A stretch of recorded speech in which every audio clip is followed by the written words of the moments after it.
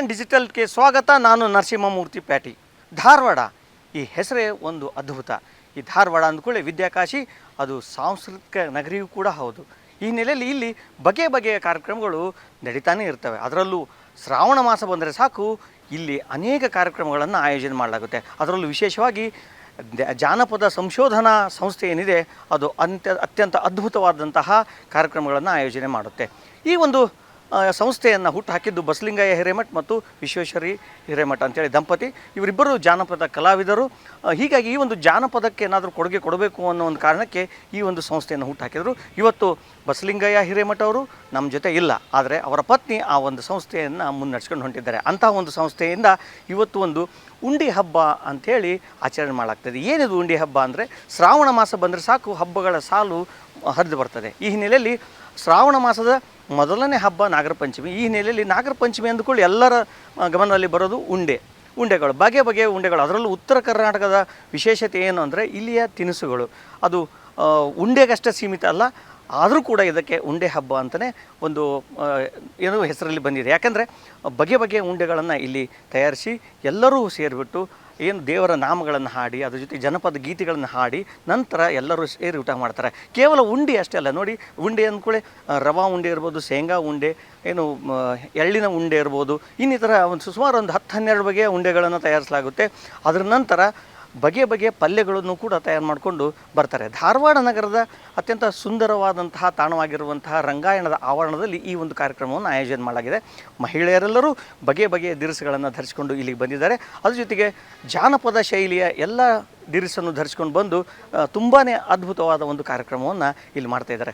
ಸುಮಾರು 25-30 ಜನ ಮಹಿಳೆಯರು ಮನೆಯಲ್ಲೇ ಎಲ್ಲ ಅಡುಗೆಗಳನ್ನು ಮಾಡ್ಕೊಂಡು ಬಂದಿದ್ದಾರೆ. ಅಡುಗೆ ಅಂದರೆ ಮತ್ತೆ ಏನು ಉತ್ತರ ಕರ್ನಾಟಕದ ವಿಶೇಷ ಏನು ಖಾದ್ಯ ಆಗಿರುವಂತಹ ರೊಟ್ಟಿಗಳು, ಏನು ಅದು ಎಳ್ಳು ರೊಟ್ಟಿ ಇರ್ಬೋದು, ಜೋಳದ ರೊಟ್ಟಿ ಇರಬೇಕು, ಅಥವಾ ಇನ್ನಿತರ ರೊಟ್ಟಿ ಚಪಾತಿಗಳನ್ನು ಮಾಡ್ಕೊಂಬಂದ್ಬಿಟ್ಟು ಇಲ್ಲಿ ಎಲ್ಲರೂ ಅವುಗಳನ್ನು ಮೊದಲು ಪ್ರದರ್ಶನಕ್ಕೆ ಇಡ್ತಾರೆ. ಪ್ರದರ್ಶನದ ನಂತರ ಊಟವನ್ನು ಎಲ್ಲರೂ ಮಾಡ್ತಾರೆ. ಆ ಊಟಕ್ಕಿಂತ ಮುಂಚೆ ಎಲ್ಲರೂ ಹಾಡನ್ನು ಹಾಡ್ತಾರೆ. ಆಮೇಲೆ ವಿಶೇಷವಾಗಿ ಉತ್ತರ ಕರ್ನಾಟಕ ಭಾಗದಲ್ಲಿ ತೊಟ್ಟಿಲನ್ನು ಕಟ್ಟೋದು ರೂಢಿ. ಅಂದರೆ ಗಿಡಗಳಿಗೆ ಅಂದರೆ ಜೋಕಾಲಿಯನ್ನು ಕಟ್ಟಿ ಜೋಕಾಲಿ ಮೂಲಕ ಈ ಒಂದು ಹಬ್ಬವನ್ನು ಸಂಭ್ರಮಿಸ್ತಾರೆ.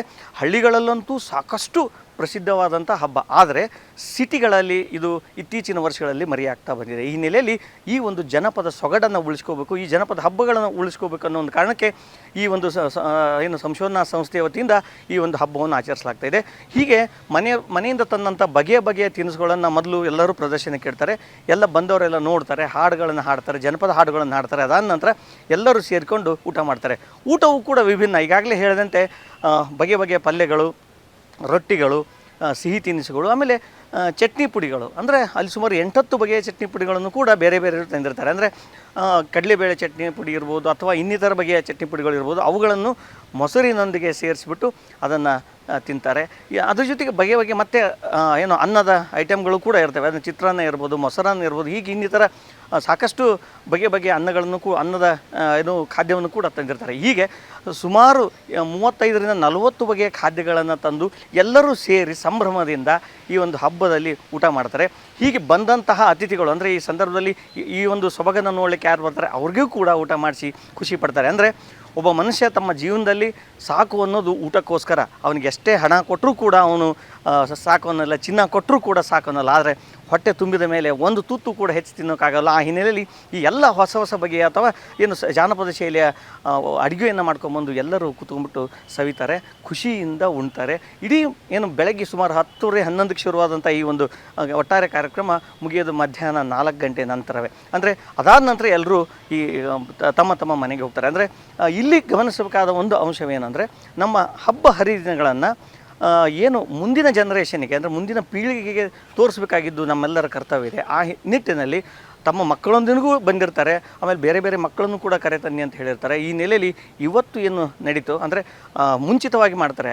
ಪಂಚಮಿಕ್ಕಿಂತ 1 ಅಥವಾ 2 ದಿವಸ ಮುಂಚಿತವಾಗಿ ಈ ಒಂದು ಉಂಡೆ ಹಬ್ಬವನ್ನು ಮಾಡ್ತಾರೆ. ಈ ಹಿನ್ನೆಲೆಯಲ್ಲಿ ಎಲ್ಲರೂ ಇದೀಗ ಸಾಕಷ್ಟು ಖುಷಿ ಪಟ್ಟಿದ್ದಾರೆ, ಸಾಕಷ್ಟು ಎಂಜಾಯ್ ಮಾಡಿದ್ದಾರೆ, ಜೋಕಾಲಿ ಆಡಿದ್ದಾರೆ.